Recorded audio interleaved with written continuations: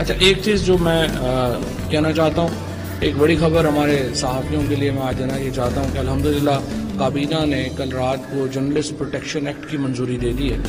یہ ایک بڑا لینڈ مارک قانون ہے جو کہ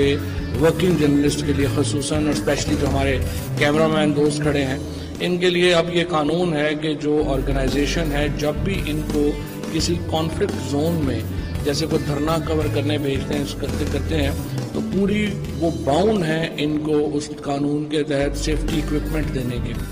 اور اگر ان کو کوئی نقصان پہنچتا ہے تو آرگنائزیشن جو ہے اور مالکان جو ہیں they will be responsible for that, ان کو ذمہ دار ٹھہرایا جائے گا اس نقصان کا۔ دوسرا یہ کہ صحافیوں کو سورس پروٹیکشن دی گئی ہے کہ کوئی بھی صحافی ہے اس سے یہ نہیں پوچھا جا سکتا کہ اس کا سورس کون ہے، پہلے قانون میں نہیں تھا، اب اس کو قانون میں ڈال دیا گیا ہے۔ اس کے ساتھ ساتھ ایک پورا نیا جو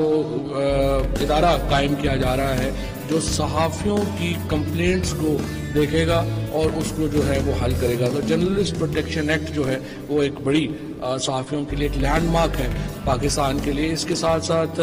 جو اور قوانین ہیں وہ بھی آ رہے ہیں، اس کو بھی ڈیٹیل تفصیل جو ہے، اور جو یہ میں بھی بتا دوں کہ ابھی بھی ہم نے عید کے لیے خصوصی طور کے اوپر تقریباً 40 کروڑ روپے کی پیمنٹ ابھی تک صرف فیڈرل گورنمنٹ سے ہم نے ریلیز کی ہے تاکہ عید کے اوپر کوئی تنخواہوں کا مسئلہ جو ہے وہ نہ ہو، اور مجھے امید ہے کہ جو آرگنائزیشنز ہیں وہ انشور کریں گی کہ یہ